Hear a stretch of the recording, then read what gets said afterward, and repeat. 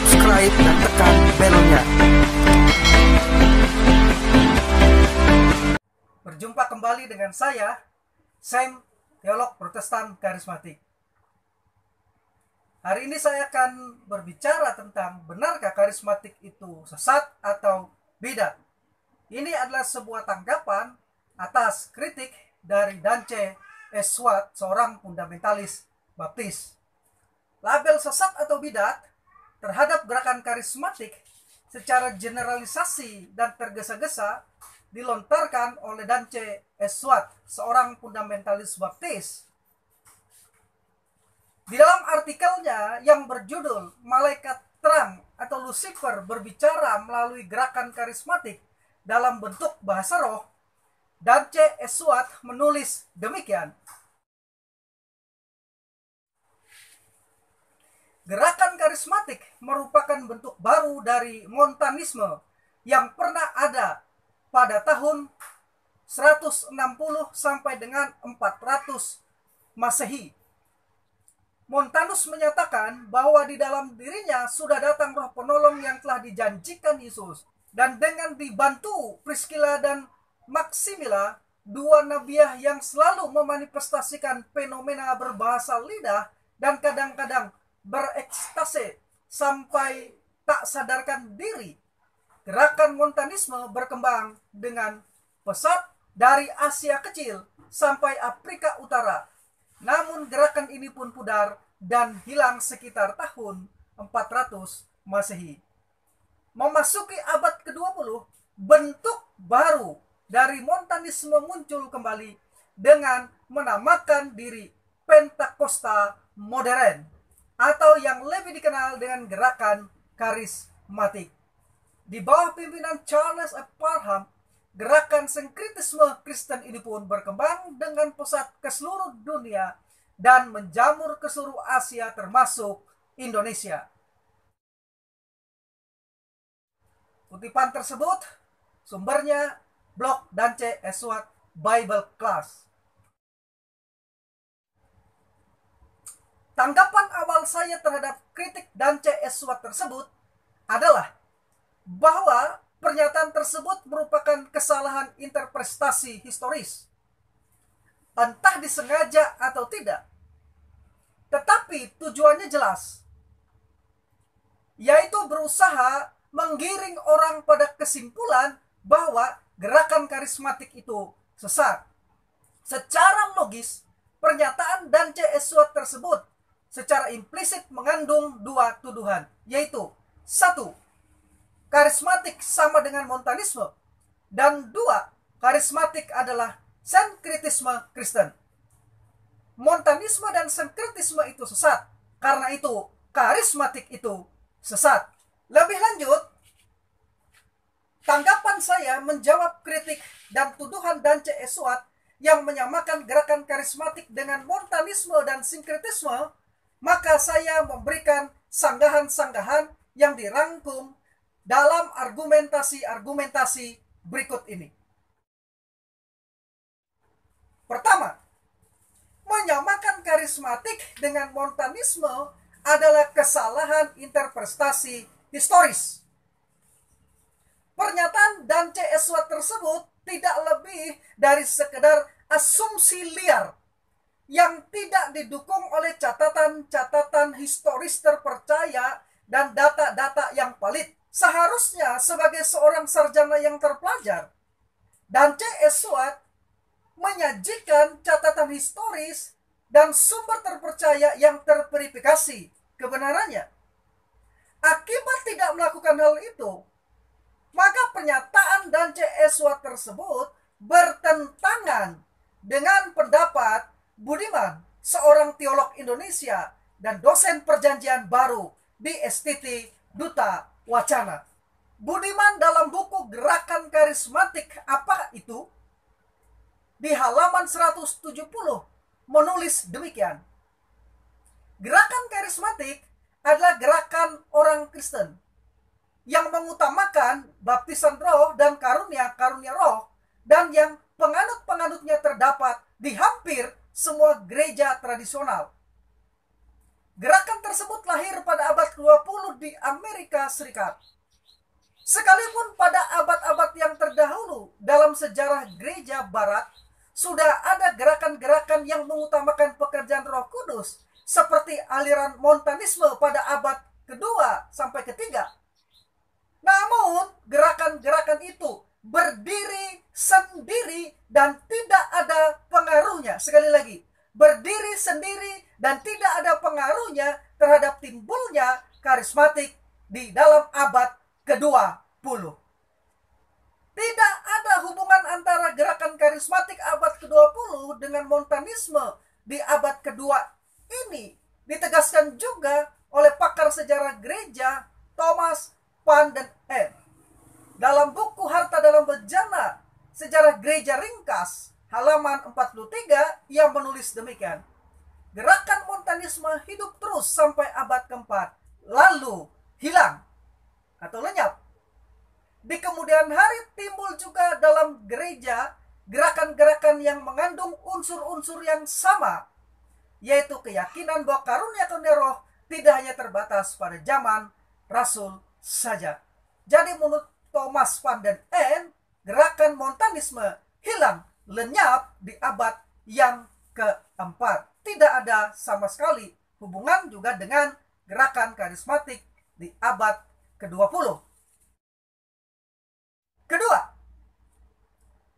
selain melakukan kesalahan interpretasi sejarah, yaitu menyamakan karismatik dengan Montanisme, dan C.S. Swart juga melakukan kesalahan logika non sequitur, yaitu loncatan sembarangan periodisasi sejarah yang tidak ada kaitannya sama sekali. Ini terlihat dari kesimpulannya yang keliru bahwa tanpa suatu penjelasan yang kronologis terhadap sejarah gereja dan tidak disertai alasan-alasan yang memadai, langsung ia memberikan kesimpulan bahwa karismatik di abad 20 merupakan bentuk baru dari Montanisme di abad yang keempat. Ketiga, mengaitkan gerakan karismatik dengan Charles F. Parham adalah sebuah kekeliruan, tepatnya kekeliruan memahami sejarah. Dan C.S. Swart sekali lagi tampaknya tidak benar-benar mempelajari dengan teliti dan seksama sejarah gereja, khususnya yang berhubungan dengan gerakan karismatik yang dikritiknya. Perlu saya tegaskan, walaupun mirip, Pentakostalisme dan karismatik adalah dua gerakan yang berbeda. Sekali lagi, walaupun mirip, Pentakostalisme dan gerakan karismatik adalah dua gerakan yang berbeda. Pelopor kedua gerakan ini jelas berbeda. Charles F. Parham adalah pelopor gerakan Pentakostal, sedangkan gerakan karismatik dipelopori oleh Demos Sakarian. Jadi menghubungkan secara langsung Charles F. Parham dengan gerakan karismatik tentu saja merupakan sebuah pernyataan yang tidak berdasarkan bukti sejarah. Jan S. Aritonang, seorang Protestan Kalvinik, sejarawan dan dosen sejarah gereja di ISTITI Jakarta, dengan jelas membedakan Pentakostalisme dan karismatik ini dalam bukunya yang berjudul Berbagai Aliran di Dalam dan di Sekitar Gereja. Buku yang bersifat kajian akademis ini merupakan sumber literatur yang dapat dipercaya informasi sejarahnya ketimbang pernyataan dan C.S. Swart yang cacat dan tidak jelas sumbernya. Keempat, metode kritik yang digunakan dan C.S. Swart dalam menulis artikelnya patut dipertanyakan. Tampak jelas bahwa ia tidak melakukan riset kuantitatif. Hal ini terbukti dari minimalnya data dan sifatnya yang monograf, serta kasus-kasus yang tidak terstruktur dengan jelas. Argumennya bersifat ad ignorantium, yaitu menyatakan sesuatu salah tanpa bukti yang valid, yaitu tanpa penyajian data primer dan sekunder yang akurat. Dan yang sangat menggelikan bagi saya ialah bahwa dalam kondisi seperti itu, Dance Esuat dengan arogannya memaksakan diri untuk menunjukkan semua kesalahan gerakan karismatik. Ini suatu bualan yang konyol dan tidak berbobot. Perhatikan kutipan kalimat Dance Esuat berikut ini dalam artikel Malaikat Terang atau Lucifer berbicara melalui gerakan karismatik dalam bentuk bahasa roh. Ia mengatakan demikian, mari kita kupas tuntas satu persatu mengenai penyimpangan dalam gerakan karismatik berdasarkan Alkitab. Pertanyaan saya kepada Anda dan C. Eswat, bagaimana mungkin Anda bisa mengupas tuntas gerakan karismatik yang Anda kritik dengan data yang tidak memadai, tidak valid, tidak melalui suatu riset, dan salah dalam menginterpretasikan sejarah? Tentu saja sekali lagi, ini hanya bualan atau omong kosong belaka.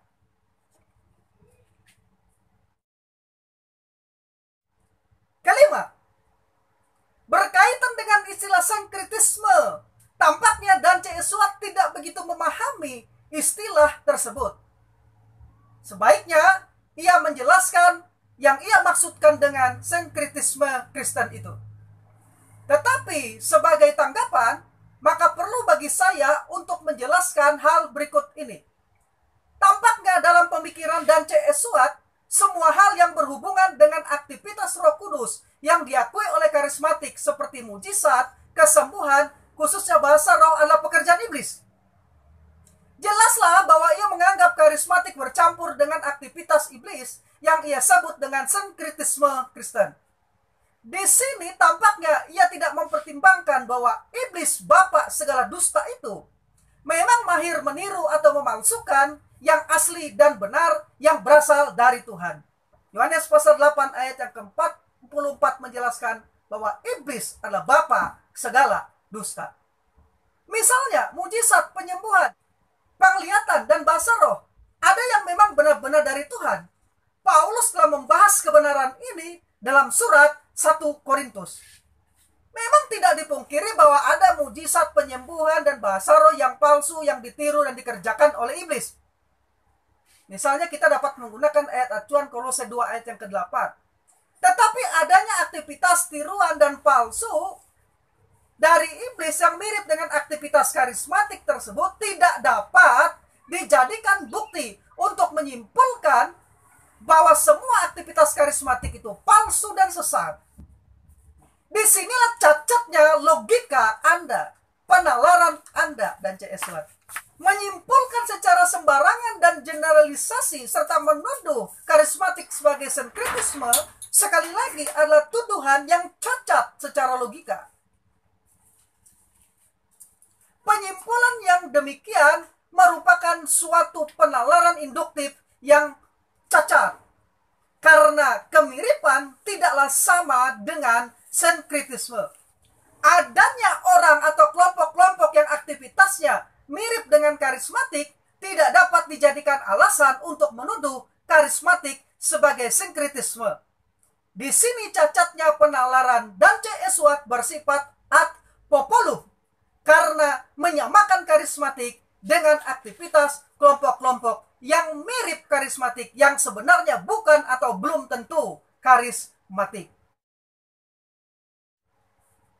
Yang kelima, sebagai tambahan, perlu diketahui bahwa yang dimaksud dengan bidat sebenarnya adalah ajaran atau aliran atau sekte yang menyimpang dari ajaran Kristen yang benar. Bidat atau heresi berasal dari kata Arab bidah, yang berarti suatu ajaran atau aliran yang menyimpang dari ajaran resmi. Kata Yunani yang diterjemahkan dengan bidat atau heresi ini adalah hairesis, yang sebenarnya mempunyai pengertian pilihan pendapat, khususnya pendapat pribadi. Tetapi kemudian arti kata ini berkembang sehingga pengertian menjadi semacam pendapat yang berlawanan dengan credo atau pengakuan gereja, yaitu pandangan salah yang berkenaan dengan sebagian pengakuan dasar kekristenan yang fundamental atau dasar atau esensial. Satu pandangan yang dapat berpotensi menciptakan perpecahan. Secara teologis, bidat dipahami sebagai involves some standard of orthodoxy, yaitu penyimpangan yang berkaitan dengan beberapa standar yang ditentukan oleh kaum ortodoks.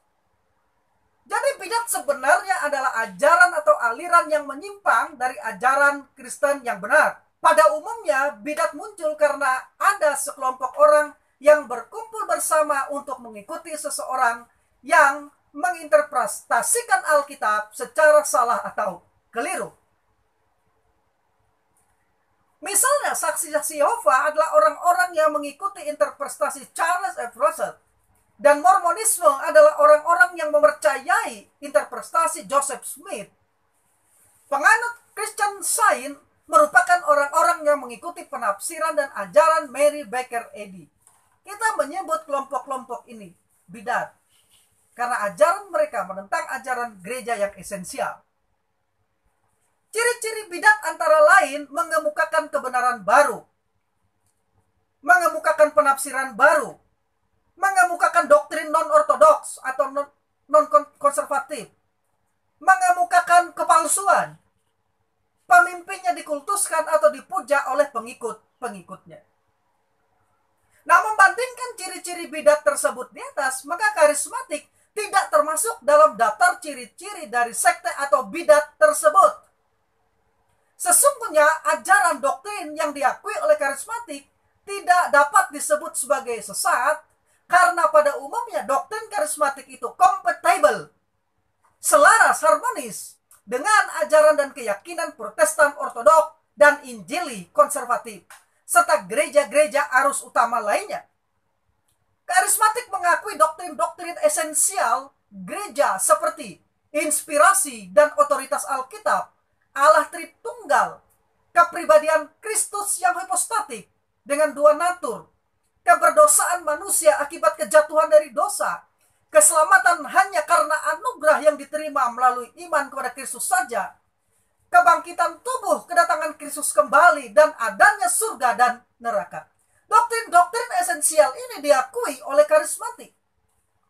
Sementara itu, perbedaan di wilayah isu-isu yang kurang esensial seperti pemerintahan gereja, predestinasi, eskatologi, dan bahkan karunia-karunia rohani yang diakui eksistensinya oleh karismatik hingga Kristus datang kembali, tidak bisa dijadikan alasan. Sekali lagi, tidak bisa dijadikan alasan menuduh karismatik itu bidat. Disinilah Anda salah mikir, Anda salah bernalar, dan Anda salah mengerti dan CS1.